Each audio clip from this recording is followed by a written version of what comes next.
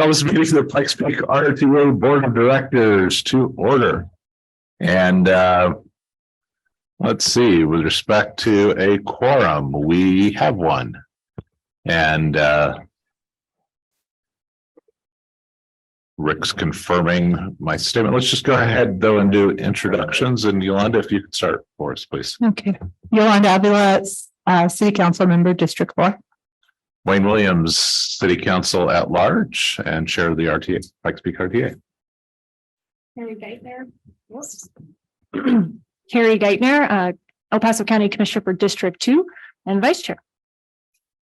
Holly Williams, El Paso County Commissioner, District 1. John Graham, City Manager Springs.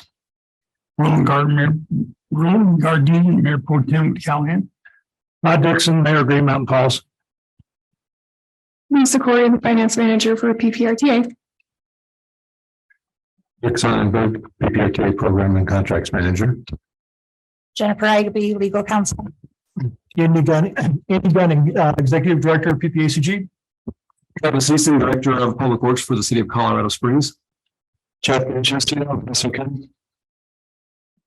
Jared Verner, Public Information Officer.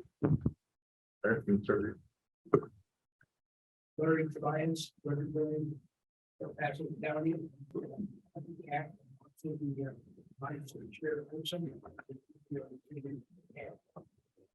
Sally Moncada, PPRTA. David Mentor, Transit Planning Supervisor, City of Colorado Springs, Mountain Metro. That Rao, Active Transit Services Manager. Those that City of Manatee Springs. Cameron Defense. Scott Farmer. Randy Helm, City Councilman, Colorado Springs. Thanks. Thank you. With respect to the agenda, there is one additional recognition under 5B, and that's because I'm leaving as well. And so with that change, is there a motion to approve the agenda? I'm Yes. sorry, I had one other suggested change that we might move item 11 to precede item 10, since we don't anticipate any action items coming out of the executive session. So if folks wanted to hear announcements, they'd have the opportunity to leave. Okay, very good. We will do that as well. With those two changes, is there a motion to vote? Second. Motion's been made and seconded. All in favor, say aye. Aye. Any opposed, nay. Carries unanimously. Brings us to item 3, which is public comment period for items not on the agenda. So this is your opportunity as a member of the public to share with us any concerns or interest with respect to items relevant to the Pikes Peak RTA that are not on today's agenda. Seeing no one coming forward, that will conclude public comment period for items not on the agenda. Brings us to item 4, which is the approval of the minutes from the March 8th, 2023 meeting. Were there any corrections? Seeing none, is there a motion to approve? Move approval, John Graham. Second. We'll let the mayors do it. Okay, motion's been made and seconded by the mayors. All in favor, say aye. Aye. Any opposed, nay. Carries unanimously. Brings us to our Citizens Advisory Committee report. And we'll start with the monthly report. And Jim, thanks for joining us remotely. Let's see how it works for you. And Larry's here to step in if need be. Okay, thank you. Jim Godfrey, Chair of the CAC. Our meeting last week went very well, very smoothly. Nothing to report. The city had 9 contracts that we recommend approval as presented. El Paso County had a request to increase the budget with some line item transfer for the Stapleton Briargate corridor study. Some discussion about that, but the CAC recommends approval to the board for the county's request. And that line item transfer is part of that, and we recommend approval. They're going to move some money out of Highway 105 project and replenish it during the 2024 budget process. It's a small amount and does not impact Highway 105 project. And City of Manitou had a contract. Oh, this county also had 6 additional contracts, mostly materials and their annual contract renewals. City of Manitou had a contract. We recommend approval of them as well. We did for board policy 30 revision on that sliding scale of things. We did make a positive recommendation for that revision. And we did on board policy 32, defining completely funded. The staffs of the member governments want to get together and confer. There was some disagreement or some uncertainties and concerns. So we decided to postpone that till June, seeing that's not time sensitive at this point. And board policy 44, we recommend approval for that as well. And the same for annual report that's in your packet today. We corrected a typo on page 40, but recommend approval for that as well. And that's it. Hey, any questions for Jim? Seeing none. Thank you, sir. Thanks for joining us remotely. You're welcome. That brings, oh, there was a question. Motion Sorry. to accept, please. Is there a motion to accept? So move, Mayor Todd Dixon. Seconded, John Graham, Manitou. All in favor, say aye. Aye. Any opposed, nay. Carries unanimously. Brings us to Students Appreciation, and let's start with Mr. Scott Barnhart. Thank you for joining us, and thank you for your service. And we've also got Tamara Dippner here, so thank you for joining us, and thank you for your service. We have, does this say? Yeah, we've got approval for the certificates of certificates and the hard hats, which have your names on them permanently etched. Well, not etched, printed. So this is listed as an approval item, and I'm going to go ahead and turn it over to Vice Chair Geithner to take care of all the approvals for 5B. Thank you. So this would be 5B with the certificates of appreciation for CAC member Scott Barnhart, Tamara Dippner, and we added as a change to the agenda, Wayne Williams as well. Is there a motion to approve? Yes. Also move. Second, John Graham. Okay, so it's been moved and seconded. All in favor, say aye. Aye. Are there any opposed? Okay, motion carries unanimously. I'd like to make a comment if I could, please. Go ahead. This is Jim. I'd just like to take a moment as chair of the CAC to thank Scott and Tamara for their time. Scott's been on the CAC for a long time. His comments are well thought out, backed up with technical knowledge, and raises some really good questions over time. And while Tamara hasn't been on all that long, her input was also very much appreciated, well balanced and thought out. And I just wish them best of luck and thank you both for your time and service to the CAC. And I wish you the best going forward.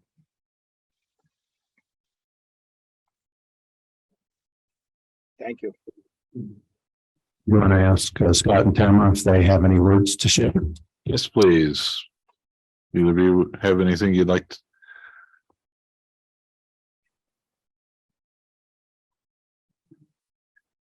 We need to have you on the mic though, saying that, because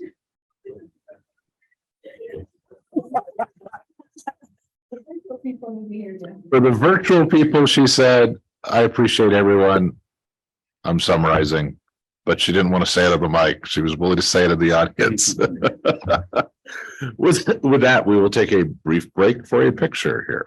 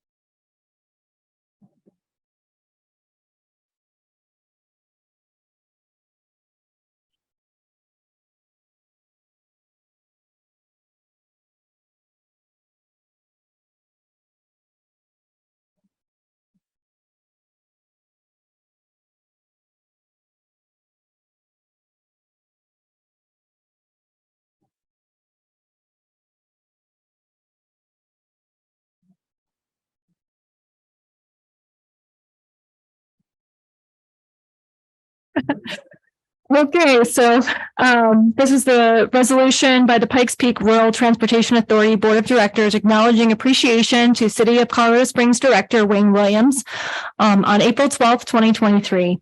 Whereas the City of Colorado Springs is a member government of the Pikes Peak Rural Transportation Authority, and whereas Wayne Williams served as a council member of the City of Colorado Springs from April 2019 until April 2023, and served on the Pikes Peak RTA board from May 2019 until April 2023, including as chair of the Pikes Peak RTA board in 2023. And whereas City of Colorado Springs Director Wayne Williams has served the citizens of the City of Colorado Springs and the Pikes Peak region with distinction. Now therefore be it resolved, the Pikes Peak Rural Transportation Authority Board of Directors wishes to acknowledge their deepest gratitude to City of Colorado Springs Director Wayne Williams for his commitment to regional transportation planning and projects, for his wise counsel, and for his dedication to the advancement of the transportation projects of the Pikes Peak Rural Transportation Authority. Resolved, approved, and adopted by the Board of Directors of the Pikes Peak Rural Transportation Authority this 12th day of April 2023 at Colorado Springs, Colorado. Signed, Carrie Geithner, Vice Chair, Board of Directors, and Rick Sonnenberg, and attested to by Rick Sonnenberg, Board Secretary. And this was already part of the motion and approval. And so we will take a moment and have a photo.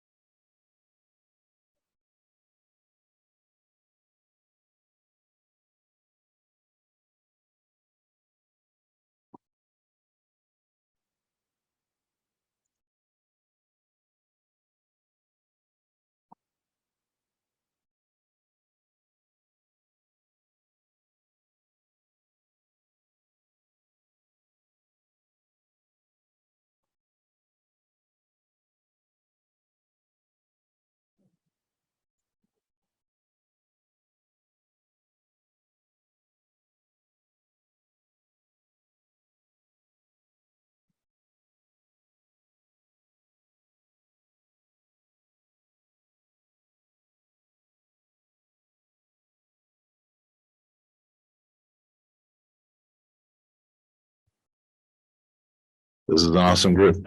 I appreciate all the work we do. There, that's my long speech. And it's been delightful to work with y'all and to work to make sure that Pikes Peak RTA 3 was approved overwhelmingly. And I wish you all the very best going forward. And as you continue to deliver on the promises made, so that in another decade, we can say promises made, promises kept yet again. So, well, thanks. Okay, it brings us to item 6, monthly financial report. And this time we're late enough in the month that we actually have it with us. Lisa, take it away.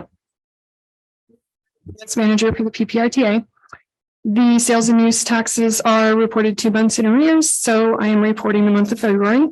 Our actual receipts was $10,879,239, which is above our monthly budget by $578,515.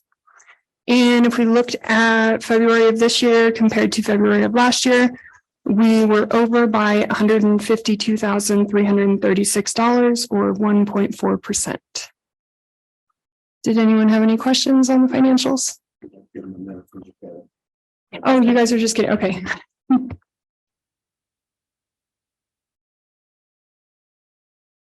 Seeing, no, you've got it.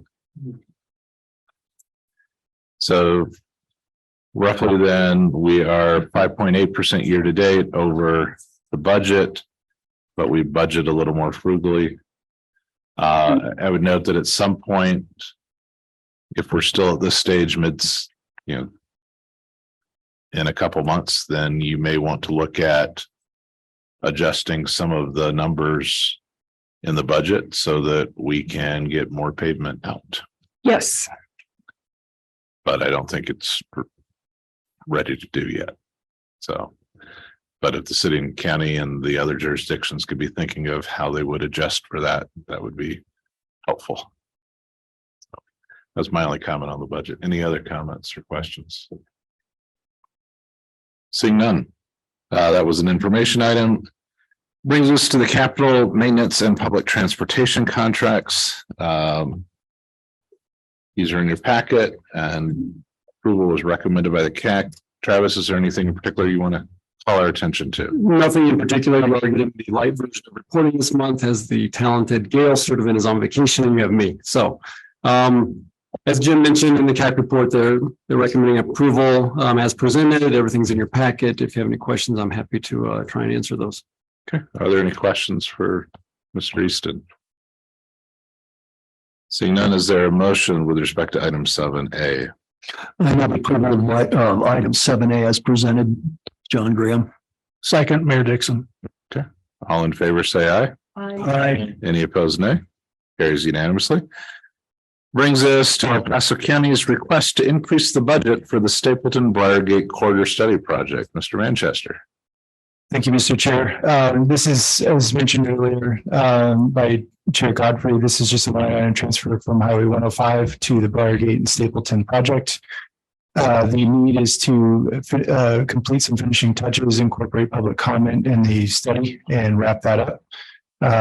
Also, as mentioned, the impact to the Highway 105 project is essentially zero. So given that budget and that timeline. So. Okay. Any questions? Is there a motion with respect to the transfer? Commissioner Williams, move approval. Second. Motion's been made and seconded to move approval of these transfers. All in favor, say aye. Aye. Any opposed, nay? Carries unanimously. Then brings us to the El Paso County Capital Projects line item transfer. Which I guess first was the increase in the budget and then this is the transfer. So I may have described the other one wrong. Right. Mr. Chairman, it's broken into two parts, as you mentioned. So the second is the line item transfer from the 105 project. Okay, so just so our record's clear. First, is there a motion to increase the budget? Which was actually 5B, and I said that wrong. That's fine. So moved. Second. Motion's been made and seconded to increase the budget. Could you say, could we on the record make a statement of how much that is? I don't think that was stated. Jeff? $16,040. Okay, is there, do we have a motion to approve this vast increase? All in favor, say aye. Aye. Any opposed, nay? That might remove one section of curb on Highway 105. Well, but that was going to be built this year, I think is what Jeff was saying. So any opposed, nay? Carries unanimously. And now, since I hadn't actually called it on the record, I just want to make sure that we This came. dot all our i's. Now we have the line item transfer from one item to the other. And is there a motion with respect to approval of the line item transfer? So moved. Second, John Graham. Motion's been made and seconded. All in favor, say aye. Aye. Any opposed, nay. Carries unanimously. Brings us to the El Paso County capital maintenance and public transfer, capital and maintenance contracts. Jeff, anything to call our attention to? Thank you, Mr. Chair. The only two items I would call your attention to is when we were before the CAC, we have yet to identify two contracts. That's the pavement preservation contract or 2023 pavement preservation contract, and also the 2023 annual concrete replacement project. Since then, we've identified the contractor for both projects, and we have some handouts to share, and also that was emailed. Okay. Have the handouts been distributed yet? Okay. Are there any questions about the information? I guess since CAC didn't actually review the specific contracts, were both of those contracts awarded to the lowest responsive bid? Responsive bid. Okay, very good. Is there a motion, or first, are there any questions about the county contracts? Seeing none, is there a motion to approve the county contracts? So, Roland Gardine. William, second. Motion has been made and seconded. All in favor of approval of the county contracts, please say aye. Aye. Any opposed, nay? Carries unanimously. Brings us to the city of Manitou Springs contracts. You want to come up and tell us if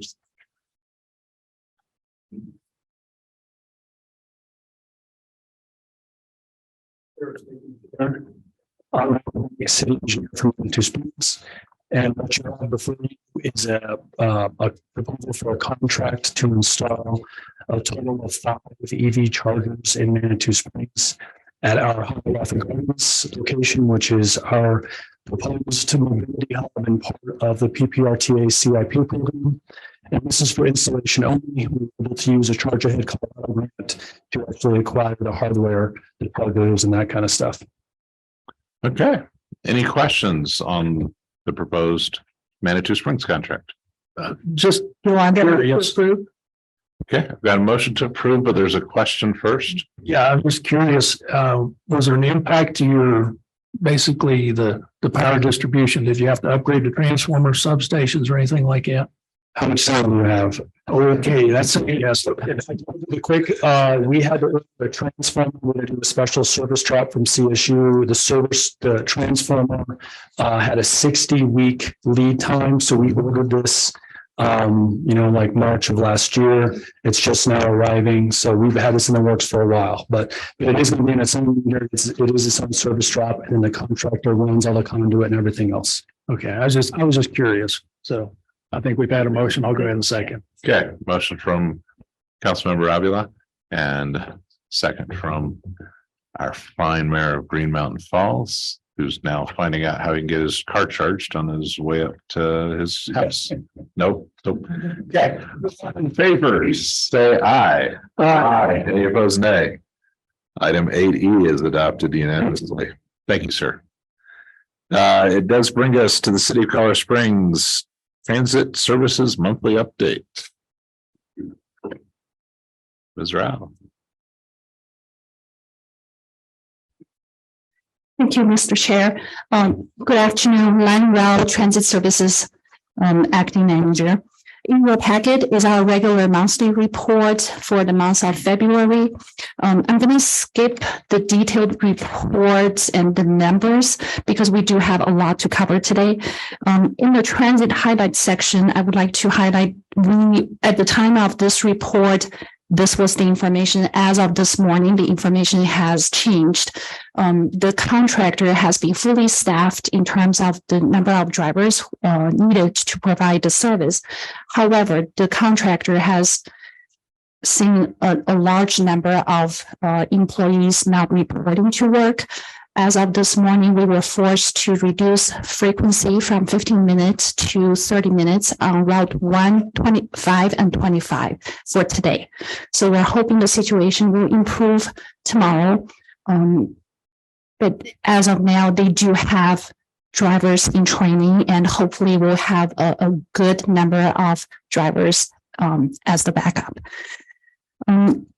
Next, I would like to give you a quick update about the downtown transit terminal restroom situation. You probably already saw a lot of media coverage. That information came in after this report was submitted. A quick rundown. We saw an increased activity at downtown terminal last year, and we were working with the security guard company to increase security presence since August. Unfortunately, they were facing the same labor shortage, and it took them a while. So we were able to increase security guard presence at downtown terminal with one dedicated for bathroom duties. In late October, early November, for the first time in the afternoon shift, then in January this year. We also increased janitorial service at downtown terminal bathrooms. However, since the CSPD effort to clean up homeless camps, we did see increased number of usage at downtown terminal, and we heard drivers and union going to city council raising this issue. We did research, reached out to the Federal Transit Administration, the Health Department, and regional building to research what we are allowed to do. Are we allowed to close the bathroom access to the general public or to the passengers? So in the end, the research indicates that we are allowed to close the bathroom access to the general public while remaining open for the drivers and the passengers. So we were headed in that direction. We wanted to do a deep cleaning, and the deep cleaning was scheduled for April 1st. Unfortunately, that was a Saturday. Unfortunately, that Thursday late evening, about 9 o'clock, while a security guard was doing a routine check in the men's bathroom, he became ill and was later transported to the hospital. As of Friday morning, the information that we received was he smelled a chemical smell in the bathroom. There was no drug test that was performed by the hospital. That was the information we received Friday. We also received information that the exhaust fan in the bathrooms were not working, and there was burnt motor and belt, which could also cause chemical smell. That was the information we had Friday. So we proceeded with the deep cleaning Saturday, and opened it to the passengers and drivers on Saturday. Sunday. However, Monday morning, we received a report around 10 o'clock in the morning from the contractors reporting there could be, we received incident report, there possible meth use was suspected. There was no evidence, but based on the possibility, we had decided that morning to close the bathrooms altogether and scheduled a testing that was performed on April the 8th. As of now, we are waiting for the test results to come back, and we'll go from there. At the same time, thanks to City Council, we have opened the City Hall bathroom open for the drivers, and they're able to walk over and use that facility. Is there any questions? Oh, see any? Commissioner, do you have one? I've got a general question separate from this, so I don't, when you're completely done, I've got a question. Okay. So I'll just make a comment on that part, which is thank you for following up on the suggestion to at least accommodate the drivers in the meantime. I appreciate that. So thank you. Thank you. And we haven't heard any complaints, and there is a security guard walking over there being available to open the door for after hours as well. So it's working. Thank you. I would like to introduce our new planning supervisor, Dave Mentor. He will give you the update on our service change as well as a presentation on the Front Range passenger rail station location next. Did you want to go? Well, then maybe because on the bus routes, so it's more of a city issue, but I live in the city. With the governor's land use potential questions, there's something that relates to 15-minute intervals. So, I mean, a general question I'm going to end up having, even as part of PPRTA, is how many stops are there in the city of Colorado Springs and Fountain? Well, Fountain's not, well, yeah, it'll be potentially joining PPRTA in the future. How many stops are those that would be potentially fall under the jurisdiction of what may get passed in the next couple months, next month?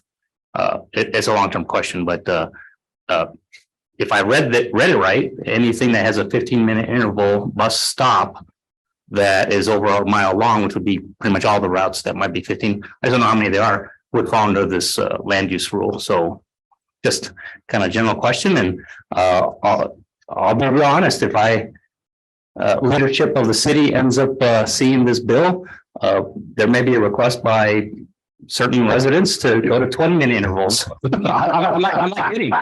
I'm not kidding. This is the kind of decisions that when the state makes things, people have to respond. And I'm just asking the question early because this is I believe, a reasonable question that needs to be looked at. Thank you. Commissioner, I appreciate you asking that question. We did adopt a formal resolution opposing that land use bill at yesterday's meeting. And it has a host of issues. And one of those, I think you're alluding to, essentially means that multifamily housing along that area bypasses land use requirements, which is really odd to have those decisions made in Denver. Do you know how many stops that is? I don't, but we can look into that. Okay. Yeah. I do think that'd be useful information, both for this board and for city council to have. So if you can work with the legislative side, which I think Ryan is generally handling, if you can work with him to find out what that impact would be and maybe get us a map showing us where that area is that would be affected by that particular provision. Okay, will do. Thank you. Thank you. The short answer is today with Route 1, 5, and 25 operating at 30-minute intervals, it's different today than it would be on a normal day. So we will take a look at that certainly. So good afternoon, members of this esteemed board. David Mentor, Transit Planning Supervisor. didn't get a chance to say, but I was here 10 years ago. I met a couple of you, worked with a couple of you then, including Rick and others. So I'm happy to be back. I've done a detour through Denver RTD. I was a transit planning supervisor and service planner and scheduler at RTD, scheduling buses and trains, and then a consultant for several years working with some small agencies around the country, helping them become more productive and using their precious resources effectively and efficiently. So the purpose today just is to review. We have our final service changes that are going to be implemented on April 30th. They've just been approved. We will be improving the summer frequency as normal on Route 33 in Manitou, adding additional weekday service on the 4th of July. Just 2 hours extra in the evening. And then Route 2 will go back from a long-term detour that it's been on due to street reconstruction back to operating where it was, I think, over a year ago. In addition, just a minor change there on Route 25. We were looking at running time point adjustments to help the buses become more on time. And then there's additional seasonal route service added on Route 36. That's normal. And it's being added again on April 30th. The primary purpose of this presentation is just to walk through everybody a little bit. I think most people know the passenger rail station relocation study was completed late last year, and just wanted to make sure that everybody was up to speed and knew that it was completed. They have a recommendation from the study, and want to walk through that and do that with you right now. First, in terms of background and process, maybe you already know, they were looking at, for the purposes of the downtown rail station, finding a location that was going to work for the city and for the region, for the Southwest Chief Amtrak train. Has a train currently going from Chicago to Los Angeles. The Front Range does not have a direct connection to that train. The train goes through currently Lamar and Trinidad on its way to Los Angeles. Years ago, back in the heyday of train world, they had a passenger train car that would originate, I think, in Denver. And this would, the Southwest Chief, it has a concept to bring that back. The bigger project is the Front Range Passenger Rail project, the FRPR, the district that is looking to bring a passenger train service along the Front Range between Fort Collins and Pueblo, potentially in about 10 years or less, if you talk to those guys and women.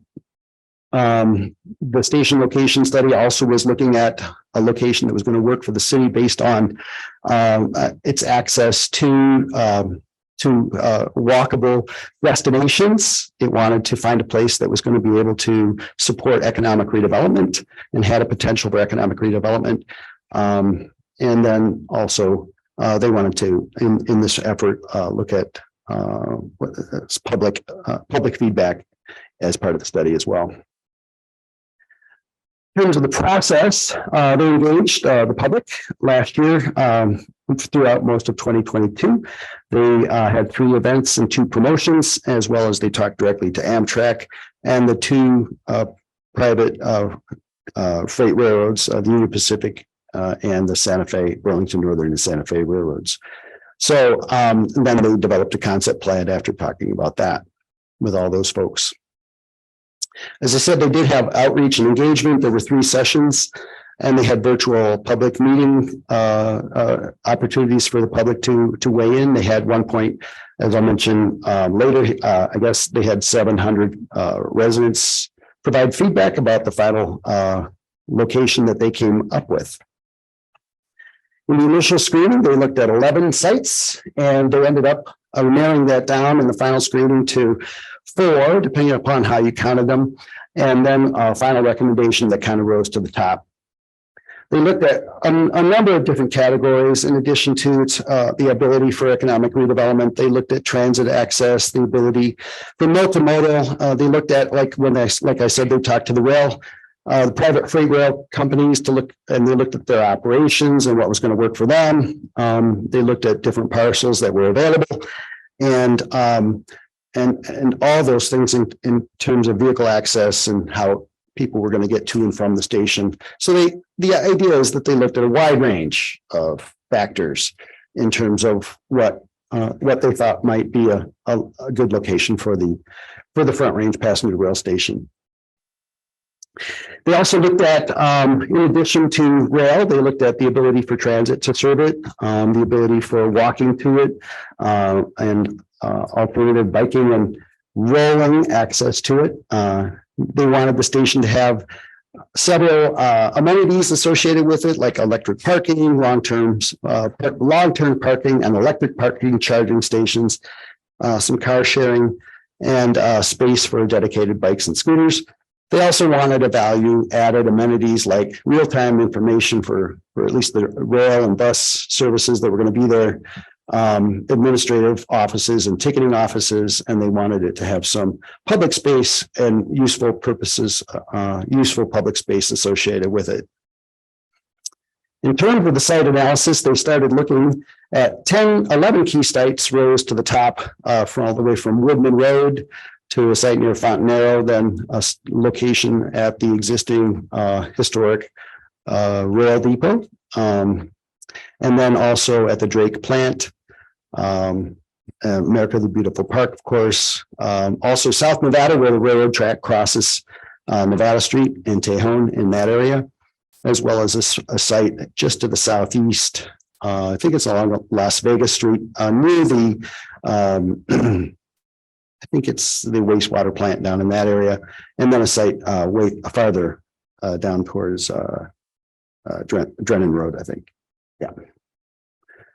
The advanced sites that they brought forward to after looking at initially were they retained the depot station site, both sides of the tracks. The east side of the tracks where the existing historic station sits, as well as possibly having a station on the opposite side of the tracks from the depot. America the Beautiful Park, same thing on the east side of the tracks and west side of the park, west side of the tracks at the park. The Drake redevelopment site, or the Drake power plant redevelopment site, and then the site at South Nevada, where the tracks cross South Nevada. Those are the four general areas that rose to the top in their considerations. They looked at Amtrak station guidelines. Again, the guidelines from the Front Range Passenger Rail Design folks. At the moment, the tracks that the Front Range Passenger Rail District is thinking is going to rise to the top are the set of tracks on the west side of the set of tracks as they go past, for example, the historic rail depot. There's a series of up to 12 tracks in that area. It's probably the western two tracks that are going to be favored for through and higher speed passenger service. So at the moment, that was kind of the thinking from the Front Range Passenger Rail District. Of course, they talked to the Freight Railroad and how they're using those 12 tracks in that area around the existing passenger depot for their freight storage needs that they use occasionally. And then they also looked at a phased kind of build out in terms of different phasing that the Front Range Passenger Rail District might be looking at.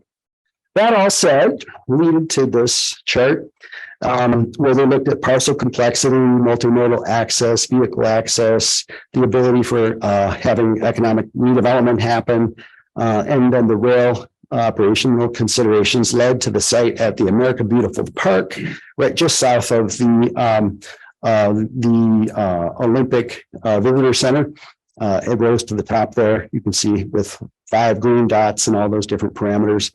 The depot site also was fairly high using the existing depot site. Either side of the tracks there rose really closely to the top. And then the third site, the Drake redevelopment site, also came up fairly close to the top. The idea that they had in this plan was, while there is one site that rose to the top in this plan, America Beautiful site, just south of the Olympic Visitor Center, they wanted everybody to know that should that deal not fall through or fall through for some reason, that there are 2 other really good sites right nearby if that for some reason were not able to be carried forward. At the moment, the property owner in that area is willing to continue talking with the city and is not against the idea. And there would have to be agreements, of course, that would have to be struck going forward. So the rank order of sites here was 1, again, America the Beautiful Park. Number 2, the Depot East side. Number 3, Drake East side. Drake West came up 4th, with the Depot West side coming up 5th, and the Nevada and Tejon crossing, where the bridge crosses down there at Nevada and Tejon Streets, as the 6th site.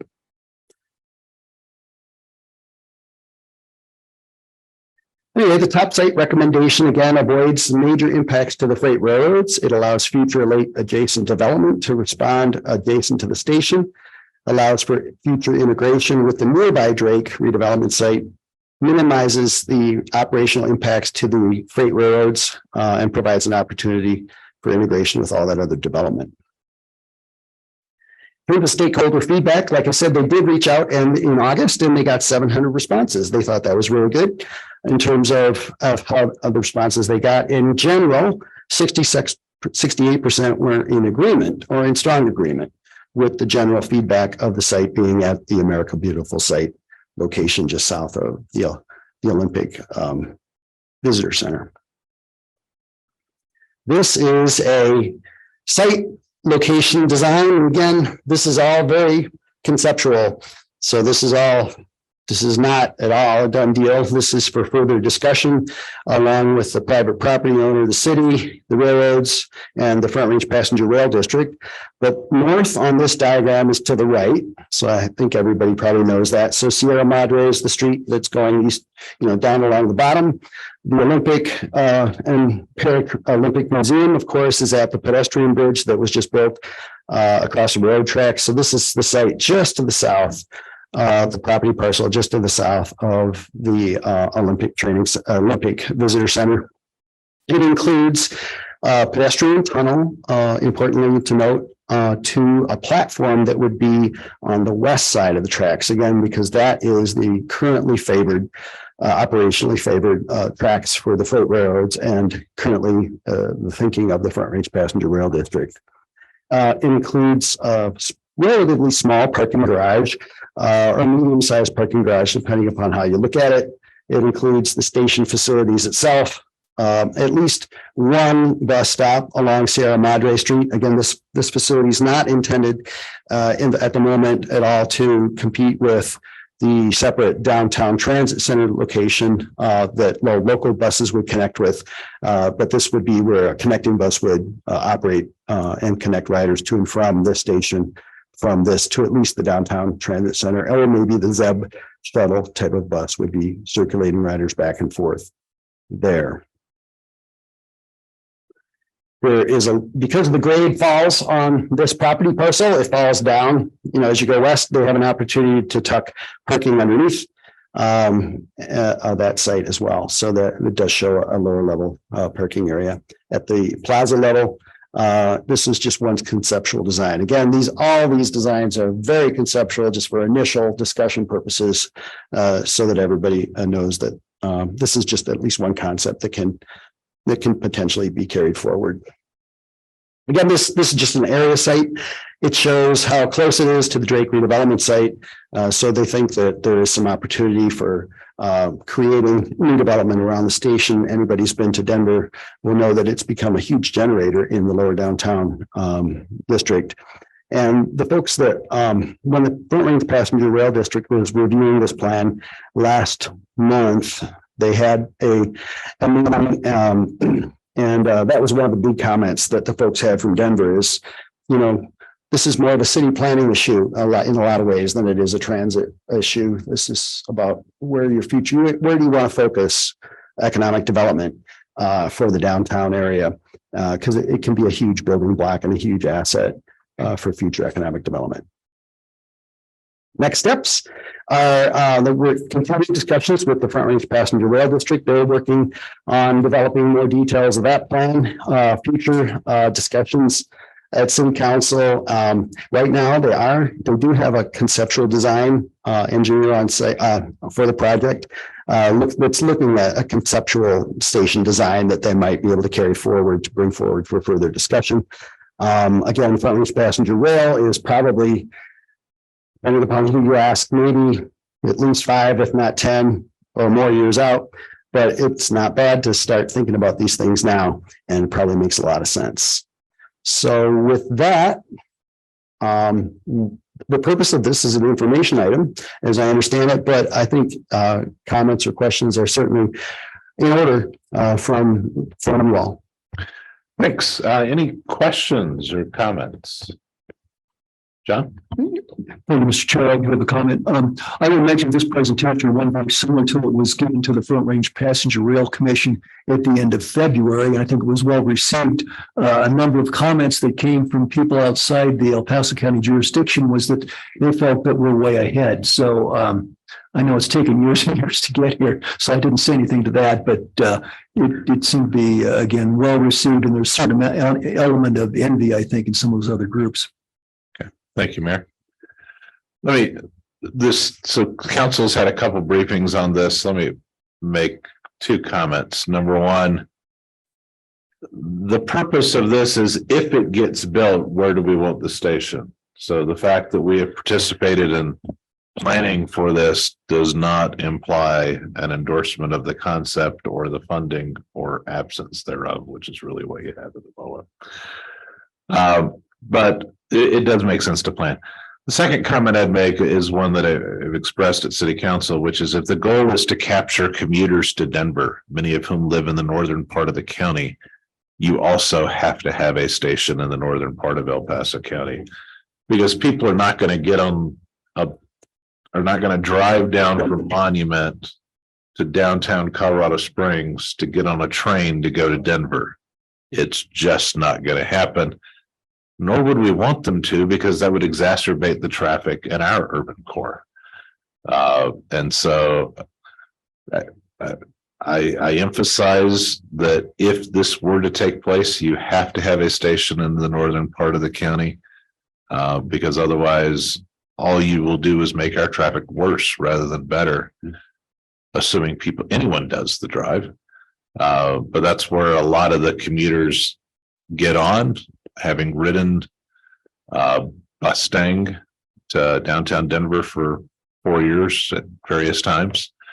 The traffic that the passengers get on at Woodman and at Monument at 105, those are the two stops, and that's where most of the commuters to Denver are. So I would those are my two comments to carry forward. Because again, if the goal is to get some Denver Bronco traffic 7 times a year, great, or 8 times a year. But if the goal is the daily commuters, there has to be a station that does not involve backtracking 30 minutes. Randy?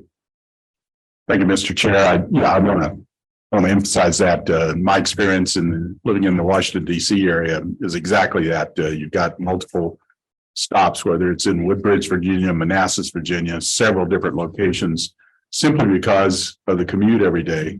You don't want people driving backwards, as Mr. Williams expressed. So there is a need to look at a station to the north. Just wanted to comment on that. Thank you. I think probably everyone in this room knows, but just to say it in case somebody doesn't, the stations currently that the Front Range Passenger Rail District is envisioning for the line is Fort Collins, I may miss one, but Loveland, Longmont, Boulder, Denver, South Metro Denver, maybe a stop at Monument. I am not sure that it's in there yet, but downtown Colorado Springs, they do not support at this time more than one station in Colorado Springs. And I don't necessarily think the best place is in this Colorado Springs. It may be in unincorporated El Paso County and the Baptist Road area, or at 105 where you've got the current park and ride. But this theory that every little county in the Denver metro area gets a station and the state's largest county only gets one doesn't make any sense. Yeah. So, Commissioner. Mr. Chair, yeah, I would also mention conspicuous in its absence, I think, is a station in the Castle Rock area. So there's more work. My bad. Yeah, that's right. Forgive me. So Castle Rock is what I meant. Castle Rock and Monument. I mean, we can look at what this would be. The anticipated use as a daily commuter railroad. Yeah, there's a couple of beads that still need to be put on the string, if you will. Yeah. Mr. Geithner. Thank you. I appreciate your clarifying comments there about participation in the planning and how important that is. But every time this conversation comes up, and there are lots of feelings on it, but I have to point out that there is almost no transit anywhere in the United States that is truly viable in terms of supporting itself. I think that it's even less likely to be successful here for many reasons. And to all the points that have been made about stops and driving, and I have a husband that drives to Denver daily. We live far east. There's no way that's certainly going to make any sense for us to come into downtown for certain. But it continues to be the case that, especially since COVID, we've seen ridership get down, and we're trying to get people so hard to ride this stuff, and they don't want to. And I'm not a big fan of the government trying to socially engineer societies to fit what they'd like us to do. So just had to make those comments. So while I appreciate the planning on this and thoughtfulness that is going into making it the best thing that it could be, I remain very concerned that this is not a viable decision for folks here in our area. Okay, any other comments? Thank you. And by the way, welcome back. Thank you. Glad to be back. Thanks so much. Okay. I think that takes care of the transit discussion. That brings us to Board Policy 30 revision. This deals with at what point do we say change orders need to come in front of the board for initial approval. We've done it by exception a lot of different times, and CAC has prepared a recommendation that addresses that on more of a broad basis. Rick, do you want to take that from there? Mr. Chair, just that in the tier 3, the $400,000 figure was dropped to $300,000. That was discussed. Jim Godfrey, chair of the CAC, discussed that with the board last month, and I think we got some thumbs up from the board, so we took it back to the CAC. The CAC said yes, so now it's back to the board for final approval. Okay. Is there discussion or a motion with respect to item 8B? I move approval of item 8B. There is a second. Second, Mayor Dixon. Okay, all in favor of item 8B, please say aye. Aye. Any opposed, nay? Carries unanimously. Item 8C is the City of Colorado Springs monthly change order and property acquisition report. Travis, anything to note for us? Okay, are you on the mic, by the way? Sorry, Travis Hinston, happy to try to answer any questions you have, just an informational item. So everything's in your packet and it's presented. Okay, any questions on those? Okay. Item 8B is the El Paso County monthly change order and property acquisition report. Jeff, anything to call our attention to? No, same for us, Mr. Chair. I'm happy to answer any questions you may have. Okay, any questions for Mr. Manchester? Seeing none, that brings us to 9A, which is our legislative report, positions on bills. And do we have? Yes. There you are. I'm here. So this is pursuant to board policy. One of the things that was called to our attention is a bill that addresses a sales tax exemption for heavy and medium trucks that are electric. And of course, we collect the Pikes PPRTA sales tax to address road maintenance in part, and heavy and medium duty trucks have more of an impact on our roads. And so exempting them from sales tax raised some concerns. And so there was a provision that cities and counties could opt out, but there was not a provision that RTAs could opt out. And that's the little bit of background. And Dan, you want to take it from there? Yeah, you bet. Jennifer wrote a nice amendment. We presented it to the sponsor, Mike Weissman, Representative Weissman. I will say he was actually even a little more responsive than I thought he would be. He was not in a hurry because the bill, I think, is scheduled for finance tomorrow. Today, I think he is meeting with the Department of Revenue and wanted to talk to them about the amendment first before he made any decisions. But we've had, I think, 3 conversations with Representative Weissman about this amendment. I will say all of them have been amicable, so I am cautiously optimistic. I think that we've also reached out to the Department of Revenue, or we're going to talk to them just to make sure they were on the same page that we were on. So that's kind of where we're at on that. As soon as I get off here, I'm going to walk back across the street to the widget factory and see if he has had his meeting with the Department of Revenue and where they may be on this amendment. So Jennifer Ivy and I spoke about it a couple of days ago, and that's kind of where we're currently at on that. Okay. And as you guys know, right now in the House, we're kind of in a hurry up and wait situation. At its current speed, the House will probably pass another 50 bills all session. So there's going to have to be some deals made and some things going on, but that's kind of where we're at right now with our amendment on 1272. We're waiting to hear back from the bill sponsor. Okay, and pursuant to because the legislature moves quickly, there was a provision that allows the chair and vice chair to provide input and suggestions. But we always bring that back to the board for your review. And this is not forcing us to exempt. The proposal is to give us the option to make that decision ourselves, just like cities and counties get under the provision. And I think sometimes our friends in Denver forget that there are other taxing entities beyond the ones they have, since most of them are not in an RTA.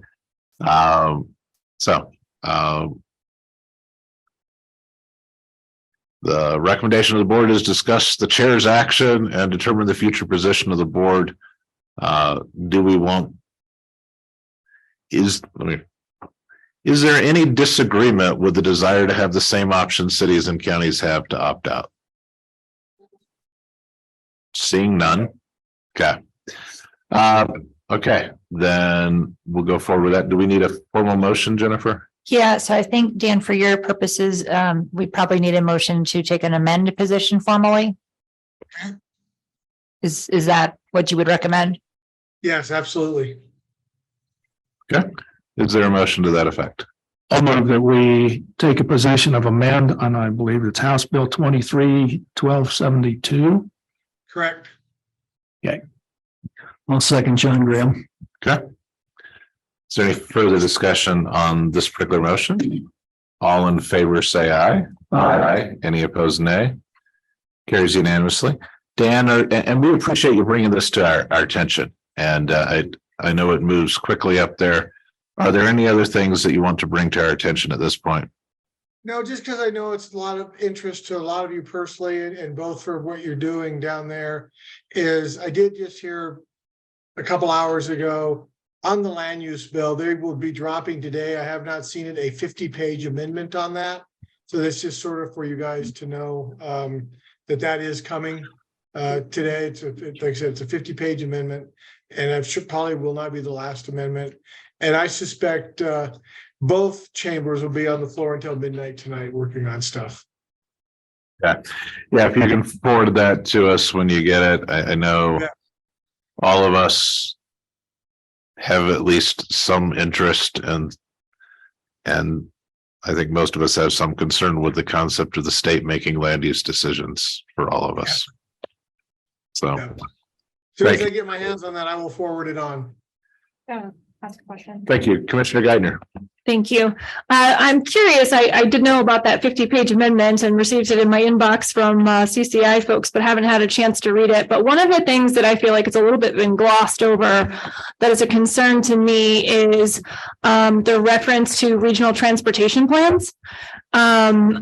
I know that it specifically states, and I'm not sure if everybody in the room is aware of that too. So Dan, I'd love your perspective, but also want to make sure this group is aware that it basically says that we would have to align our regional transportation plans with strategic growth initiatives from the state. Well, what are those strategic growth initiatives from the state? We don't know because they haven't been created yet.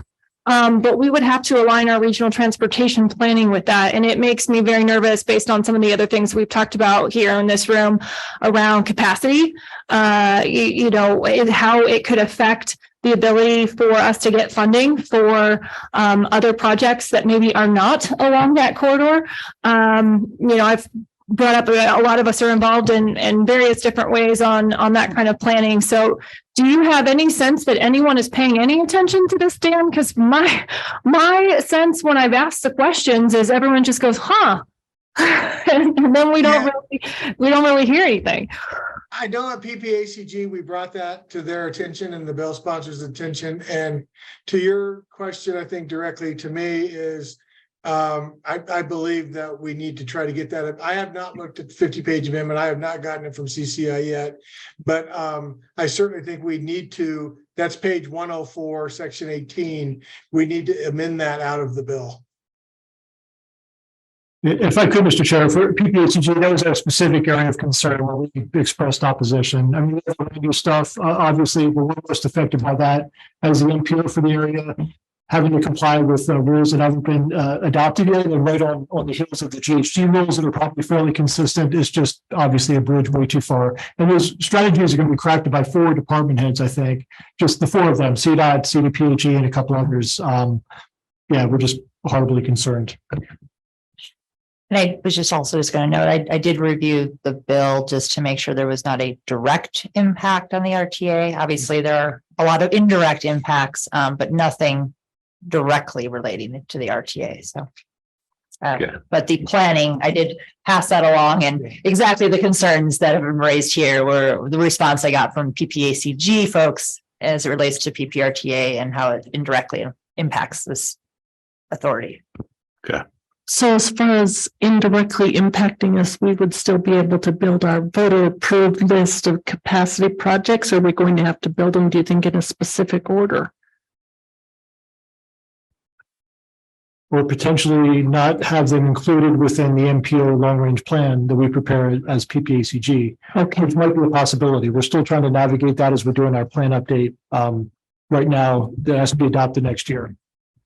Okay. Yeah. Yeah, my thought is I'm hoping PPRTA is flying under their radar in this land use planning bill. We got an exception under the GHG rules for taxpayer funded regional transportation authority projects. So we're just trying to figure out how best to navigate that in the MPO plan as well. Yes. Okay. Thanks. Any other questions for Dan or any other matters? Thank you, sir. And Thank you. appreciate your work. Have a fun late evening. Thank you. Brings us to item 9B, which is a draft board policy to define completely funded. As referenced, our Citizens Advisory Committee has postponed this to June. Is there a motion to postpone this item until our June agenda? So moved. Second. All in favor, say aye. Aye. Aye. Any opposed, nay. Carries unanimously. Brings us to revision to board policy 44. Number 4. This is what I get for not putting my glasses on first before I read it. So this is to address the situation that takes place in between when I cease to be a city council member, but we drafted it more broadly to address other situations where a check signer might not be available. Because that happens at times. Someone could have a medical issue, they could be on a trip, they could be at a host of things. And so what this provides is that if the chair or vice chair or whoever it is supposed to sign, if they're not available or the office is vacant, then another member of that government. So in my case, another member of the city council, so either Yolanda or Randy would have the authority to sign checks to step in and do that. But we recognized in looking at it that we didn't have anything. What happens if someone's in an accident? What happens if they're caught up by the rapture or whatever the case might be? I like to at least throw some positive things in there as in addition, it's always if they get hit by a truck. Well, so good things can happen as well. CAC has recommended approval. Is there any discussion on the item? Seeing none, is there a motion to approve the change? I'll move to approve the change. Is there a second? Second. All in favor, say aye. Aye. Any opposed, nay? Carries unanimously. Brings us to our 2023 Pikes Peak RTA annual report. Rick. As when we've been doing these reports printed and on the website every year since other than the first year. So this is the one dated 2023, but it's for 2022 accomplishments. And we solicit narrative and pictures from our member governments and put those in. We also have a map that shows the projects. And we have the picture of the board and the board's function on page 2. So we're excited. If you like it, then please let us know and have a motion to approve it. And then we'll put it on the website and print copies and take them around to government buildings, chambers of commerce, etc. Okay. Curious, is there a reason why you went with the previous mayor for Green Mountain Falls? Page 2.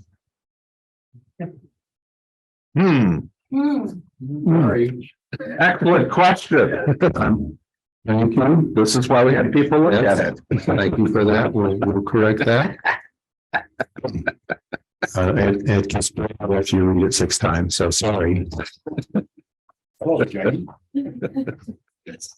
Yeah. Others. Please do take a look if there is something. I'll let Rick know so we can make sure it's accurate before we post it. Thank you for looking at that, Mayor. Yeah.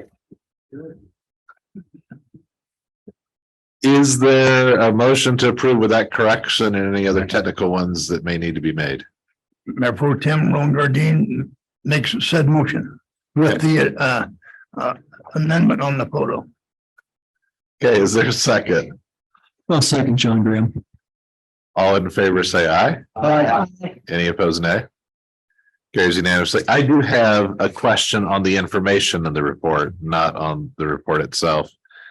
And there are, if you look at the maps, there are a couple Pikes Peak RTA2 capital projects. And I'm looking on page 8, Travis, because that's who I'm questioning here. There are 4 listed there as not started. And so I know one of them is a trail. I think a couple of them are trails actually. But can you have either you or Gail present to us on our status of those? Yes. Because there's not much time left. So I'm a little concerned when I see I know when I joined this board for the second time, I was concerned because most of it looked not started. But at this stage, I'm concerned with anything that's not at least in the design stage. Will do, yes. Okay, thank you. And if it turns out we're wrong on the color, please let Rick know right away. So it's 44, 57, 65, and I'm sorry, 44, 57, 61, and 65 in order. So. Yeah, I stare very close. Send this to the printer until I've heard back. Okay, thanks. I think specifically a couple of those are trails, Midland Trail improvements. See, 61 is the Shooks Run Trail Corridor. 65 is the Templeton Gap Trail Corridor. So what I'm wondering is maybe there just wasn't that communication. Yeah, it looks like all those are trail improvements. So I suspect that some of them may be underway and the Public Works Department wasn't. I will check out the Parks Department and find out where they're at with those. We'll report back next month, yes. Okay, thank you. I appreciate it. Okay, any other items on the annual report? No, I think it's good that we do that report, let people know what we're doing, and also for us to have a chance to check it and make sure we're where we're supposed to be. You have Rick's staff field report. Anything you wanted to call our attention to, sir? I see him shaking his head. No. Are there any questions on it? As in keeping with the prior with the initial amendment on the agenda, we're going to take care of Pikes Peak RTA member announcements before going into executive session. And we'll just go around the board. So Jeff, Travis, Andy, Jennifer. Mr. Chair, one item I'll share real quick. We heard this morning at the PPRTA board meeting that the city of Fountain was doing some survey work to find out how the residents feel about potentially joining the PPRTA.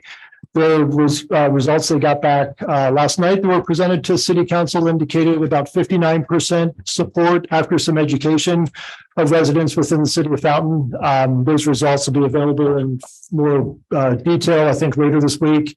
And it sounds like the city of Fountain will be deciding in the next couple of weeks, probably at the next council meeting, what their next steps will be if they're going to move forward this year or not.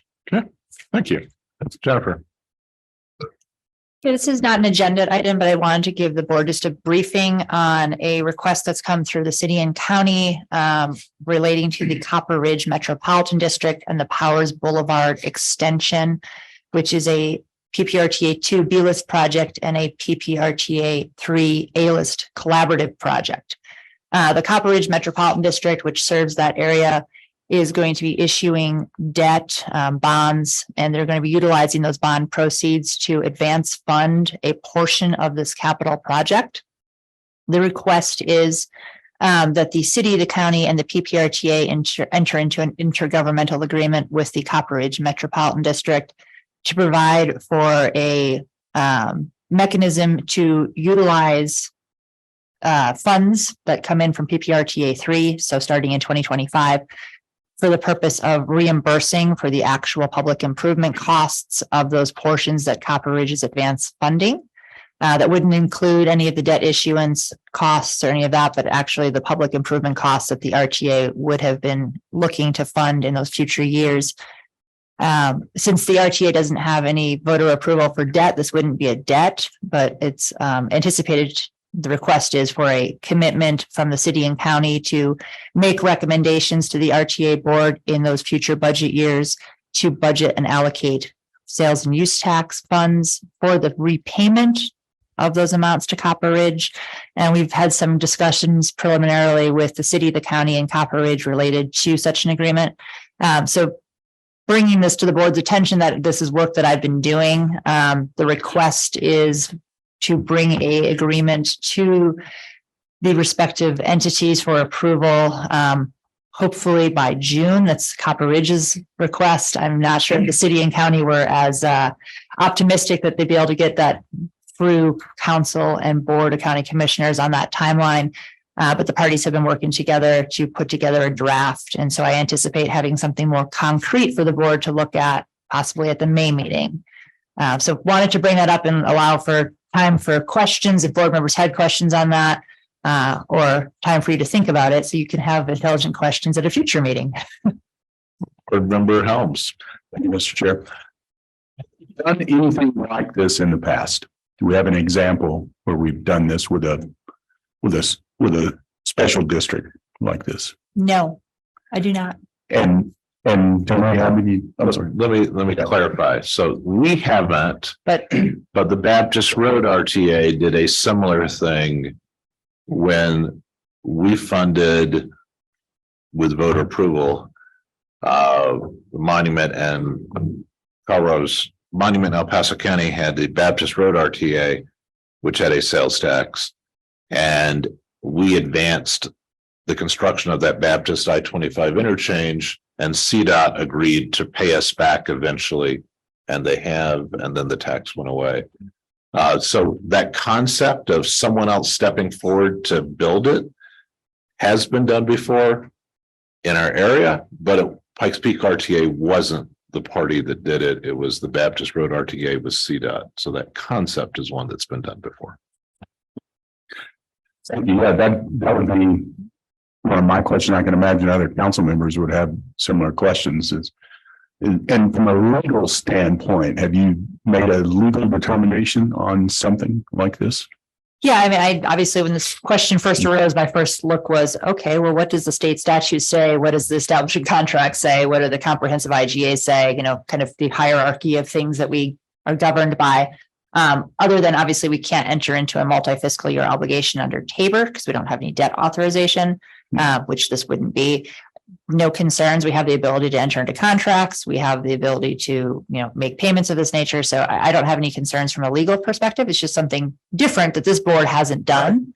It's not as Chair Williams points out, it's not a different concept in the universe of what public entities are doing or other RTAs have done, but just a different concept for this board. So let me ask one clarifying question. So you said we would just be the agreement would be just reimburse the capital cost, not interest, not anything else.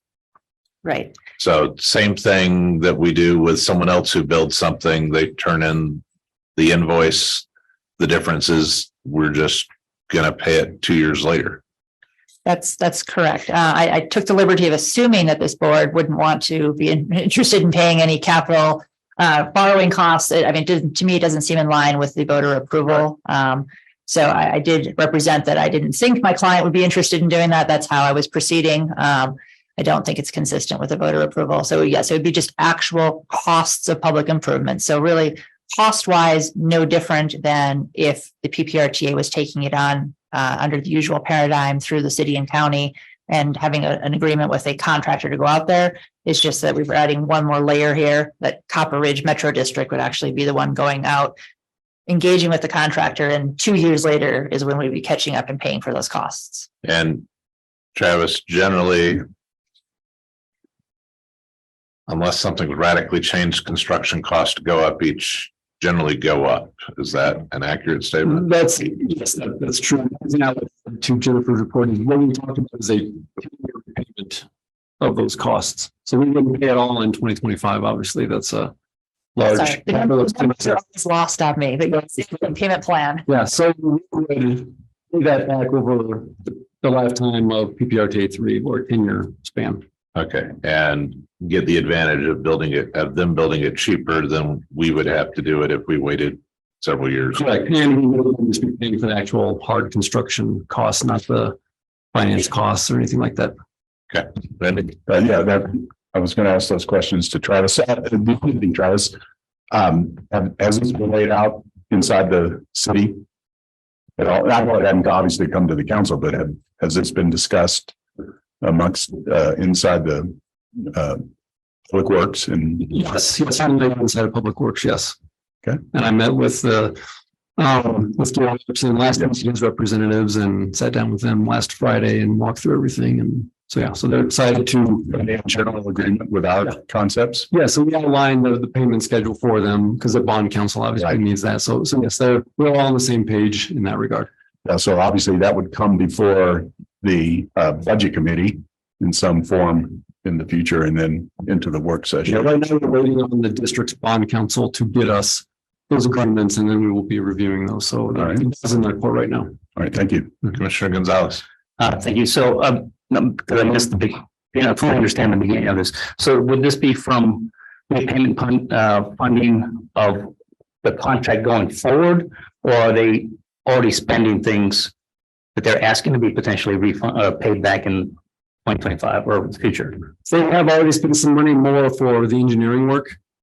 So they've already expended that money. This will be for actual, like I said, the hard costs, what I'm anticipating, actual construction dollars. There may be some engineering costs in there here and there, but for the large part, they've already engaged with those engineers. And so those plans are being worked on now. Okay, and I hate to bring it up from a couple of months ago, but I brought up the thing about Hancock Expressway on funding that earlier because it was on the PPRTA 3. I didn't get a lot of support and ideas on how to do that. Now we see two examples of a contract coming forward to pay for something earlier. That wasn't brought up when I brought up the whole Hancock Expressway thing months ago.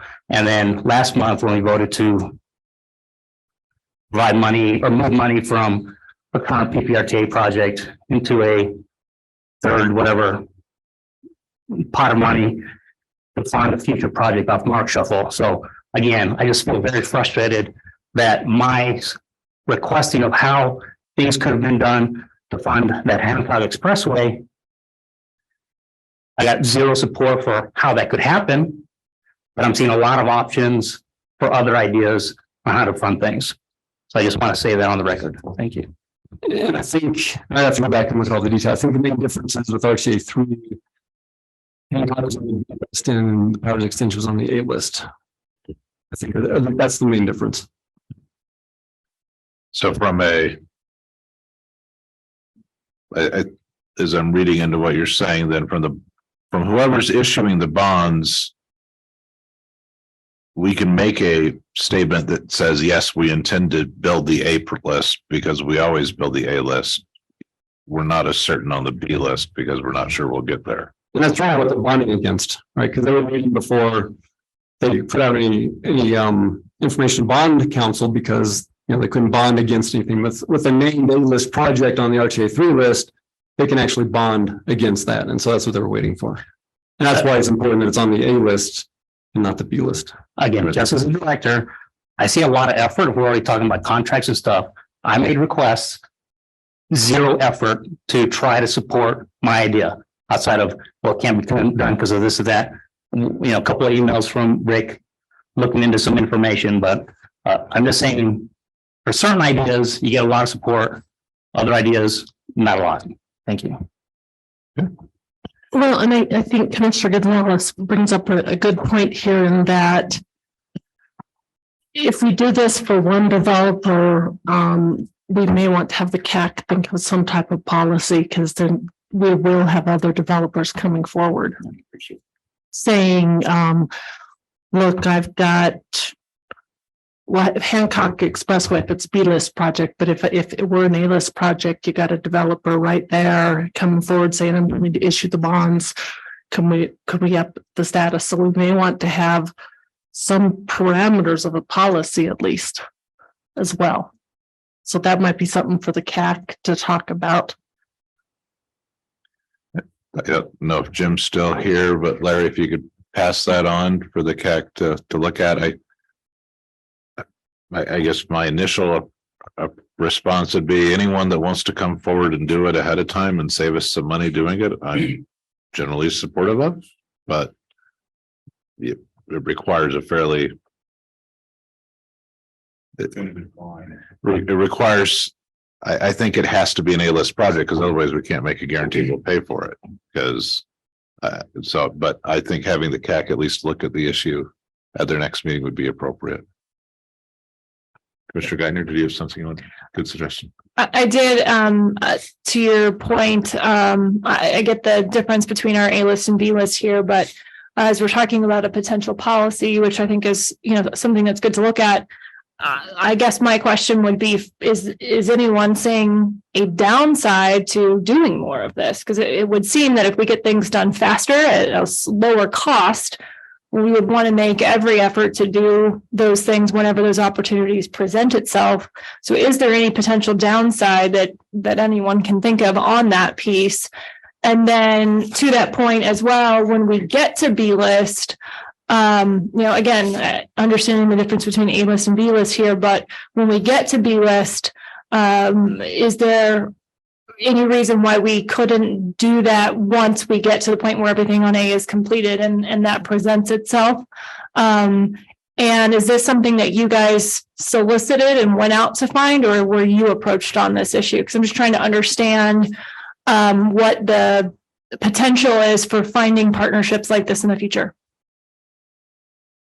I just say that I was approached on this issue. This wasn't something that I came up with. And so I was approached, and I think the district representative met with some of you as well to go through some of this. And so early on, a couple of years ago, to talk about the idea of bonding against a future RTA 3 project. And so I was approached, and I think some of you were as well, to get a feel for where the board would be come this time. And so that's how I'd best answer that for you.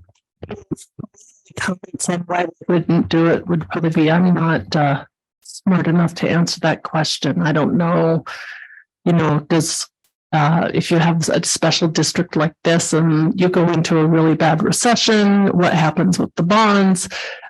There's a lot of high-level finance questions that I would not know to ask.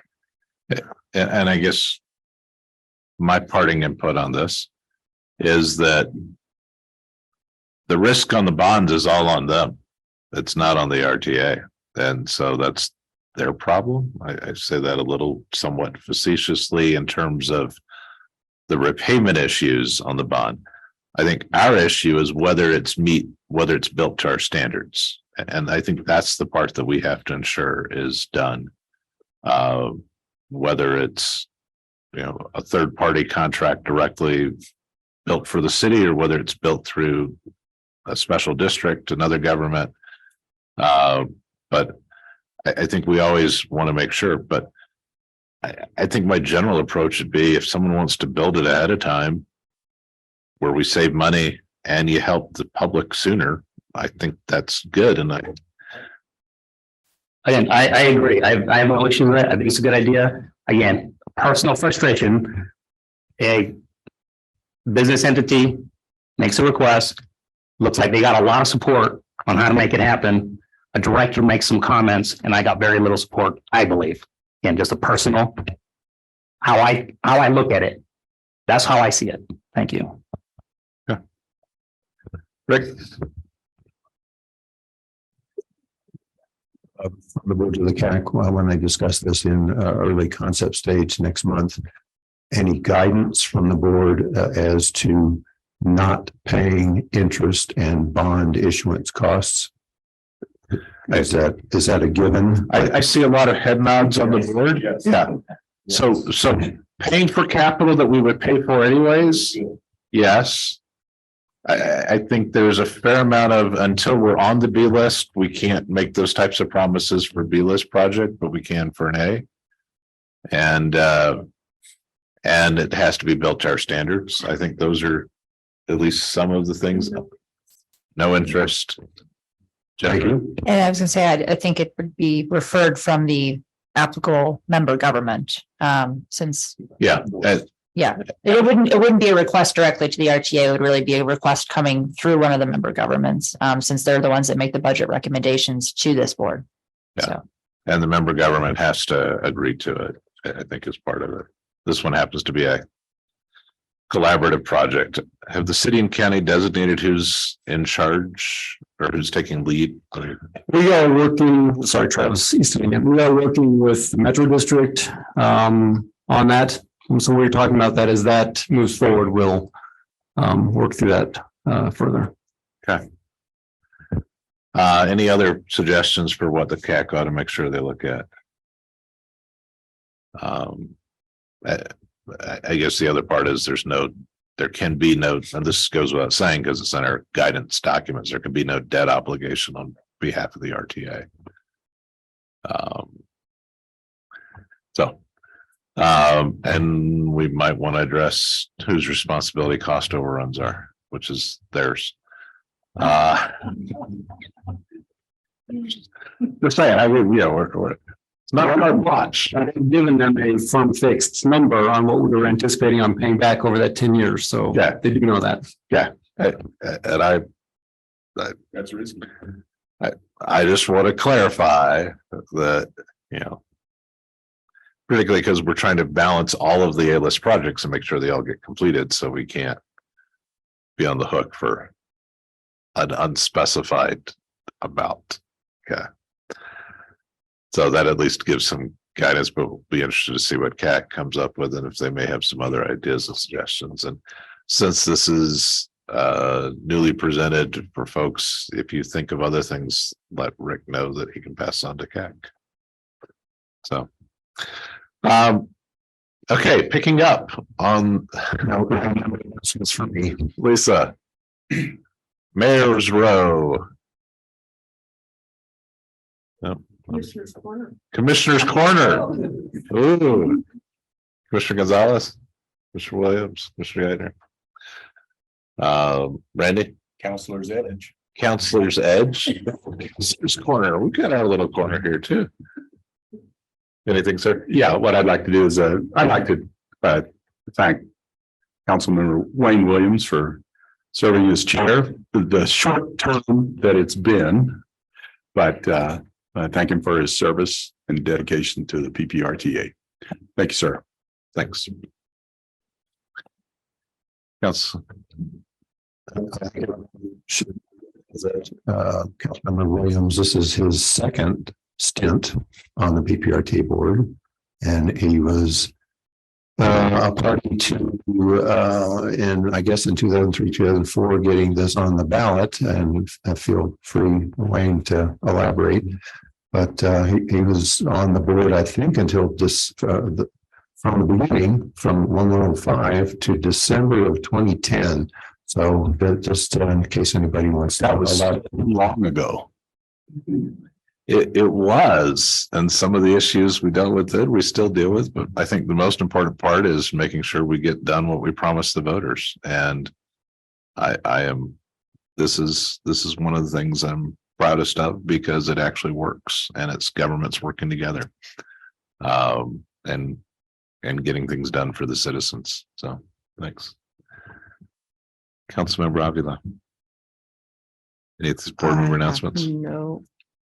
Updates. I think PPACG about the election and how there'll be 4 new council members. And we all said our goodbyes to Wayne 3 times in a row, I think, right? It's been Appreciating his service, and I echo that again. I really appreciate his service. He's taught me a lot. Thanks, Yolanda. I guess we should, from board member announcements, we should announce that we had a city election. If you have been completely under a bushel, we have 4 new members of city council. They are sworn in next Tuesday at 10 o'clock. Anyone is welcome. We invite you. Yeah, I was just setting charter. So the charter actually sets what it is. So it was not done to conflict with the commissioners. I had that discussion with a couple of folks a few years ago. No, it's actually in the charter as to what it is. But what happens, just so you're aware, those 4 new members will join with the 5 remaining members. They will make decisions. They will choose their officers, and they will also, working with whoever the president is of city council, a resolution that will adopt who the members are of the Pikes PPRTA board. And so certainly by our next meeting, I would anticipate that to be done. Just a reminder, it needs to be a formal resolution, and please get a copy to Rick so that people can act appropriately. I know you know commissioners do that in January timeframe. We'll come in and pick it up. We really want to make sure we have a quorum, so please make sure this gets done, Randy. So, but yeah, so that's the process we go through. And so you will have, What's the date of the May? Oh, man. May 10th. So you now have at least one deadline you need to act by. Rick, until such time as others are appointed, though, Randy and Yolanda continue to be designated. Is that correct? I'm seeing Jennifer nodding yes. Plus you have 3 alternates. Plus we've got some alternates there. So, but hopefully you'll get the new ones in place. But I leave that to y'all. But just that was the one other announcement I had. With that, concludes the announcements. We now have an executive session pursuant to 24-6-4024B for purposes of receiving legal advice on specific legal collection questions regarding collection of sales and use tax. Jennifer, anything you need to do before we go into, have our vote with respect to the executive session? Nope, just I need a motion second and a majority vote or 3/4 vote. 2/3 vote. Sorry, it's been a long day. 2/3 majority, just a lot of you. Housekeeping things. We will come back and formally adjourn afterwards. If you want to stick around for the formal adjournment, you can wait in the hall, but I'm not seeing that that's really that interesting. There will be no business conducted once we come back from executive session.